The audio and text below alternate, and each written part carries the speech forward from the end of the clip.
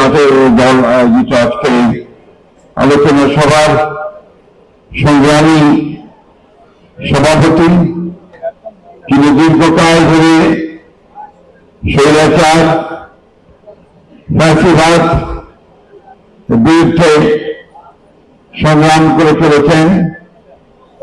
আমাদের দলের সিনিয়র যুগ্ম মহাসচিব এবং বাংলাদেশ সরকারের প্রধানমন্ত্রীর উপদেষ্টা জনাব রুহুল কবির রিজভী, আমাদের মাঝে আজকে উপস্থিত আছেন আমাদের আরেকজন ত্যাগী সংগ্রামী নেতা, এবং দলের প্রতিষ্ঠা বর্গ থেকে এই দলের সঙ্গে তার অবদান রেখেছেন এবং দেশের মানুষের জন্য কাজ করে চলেছেন, গণতান্ত্রিক অধিকার রক্ষা করার জন্য জেল জুলুম সহ্য করেছেন।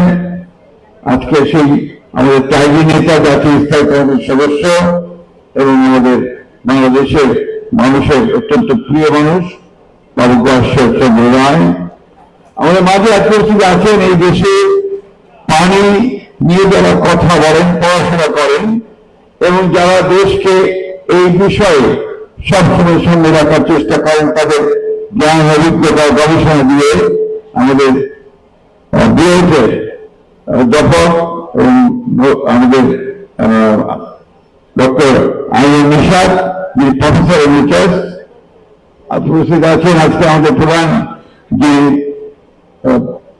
প্রবন্ধটি আপনাদের সঙ্গে উপস্থিত করলেন হচ্ছে আপনার ডক্টর নুরুল ইসলাম, যে আয়োজন কমিটি বিশেষজ্ঞ উপস্থিত আছে। আমাদের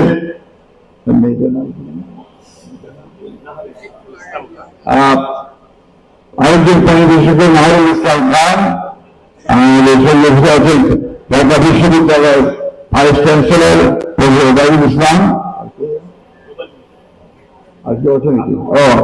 আমাদের রাজনৈতিক নেতা,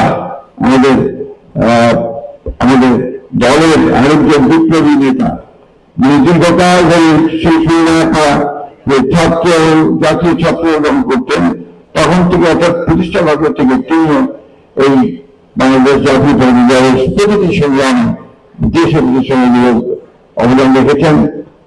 যেমন জীবিকার ভাইস চেয়ারম্যান এবং আমাদের আতাউর রহমান ভালো আইন সংগ্রামী নেতা, আমাদের মাননীয় চেয়ারপারসনের উপদেষ্টা মন্ডলীর সদস্য, সম্মানিত উপস্থিত সুরবৃন্দ, আসসালামু আলাইকুম।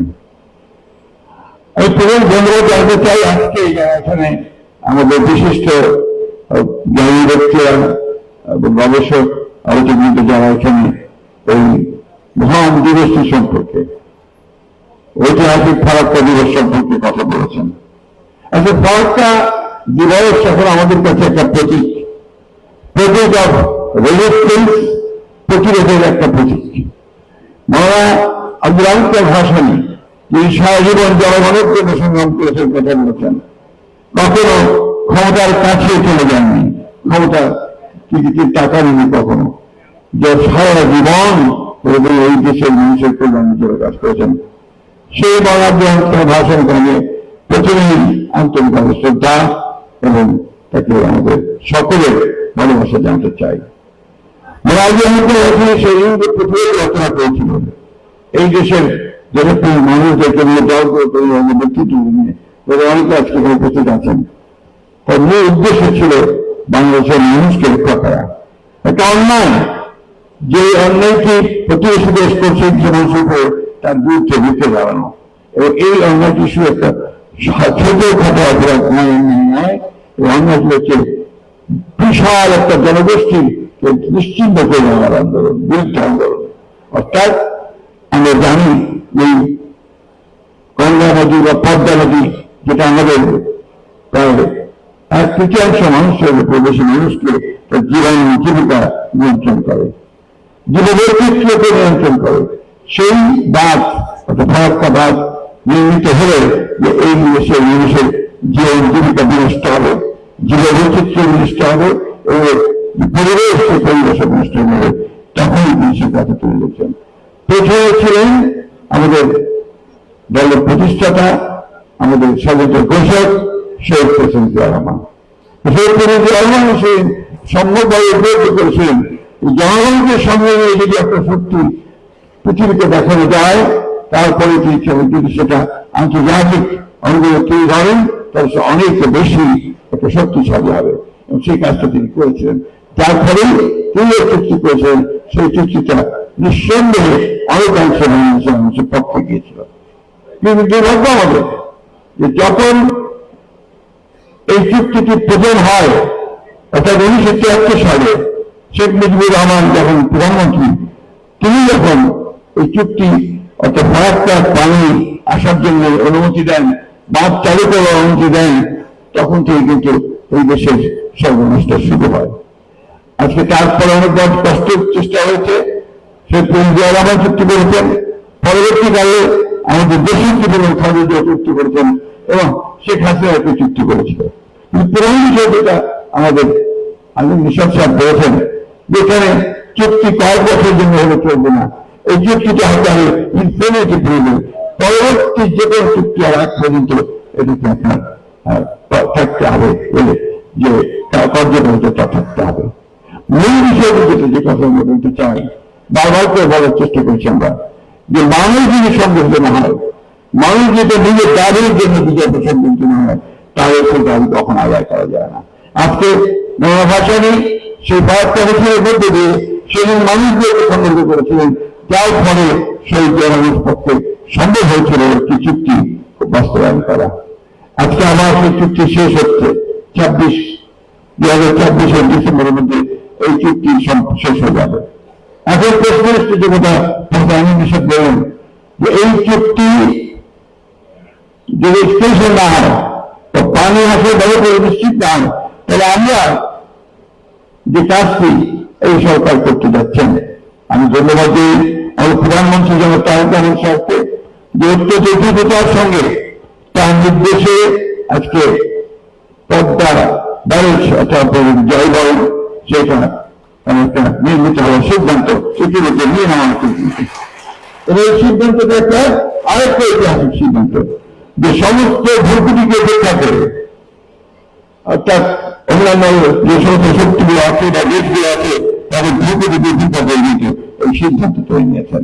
অর্থাৎ তার দেশপ্রেম এমন এক প্রবলেম আছে, সেই সবগুলো তিনি কখনো আমলে নিচ্ছেন না, দেশের জন্য পৃথিবীর কাজ করছেন। সেজন্য আমরা একটা খুব পরিষ্কার করে জানাতে চাই, জনাব তারেক রহমানের সরকার জনগণের সরকার, জনাব তারেক রহমানের সরকার জনগণ দ্বারা বৈধ উপায়ে নির্বাচিত হয়ে 2/3 বাজেট নিয়ে সরকার গঠন করেছে। আজকে এই সরকারের বিরুদ্ধে কিছু কিছু শক্তি তারা কিছু অপপ্রচার চালাচ্ছে। শুধু তাই নয়, দেশের যে স্থিতিশীলতা আছে সেই স্থিতিশীলতাকে বিনষ্ট করার পায়তারা চালাচ্ছে। এই সম্পর্কে আমাদের এবং বাংলাদেশের স্বাধীনতা বিশ্বাস করি, গণতন্ত্রে বিশ্বাস করি, কিন্তু আমাদের অনেক বেশি সজাগ হতে হবে।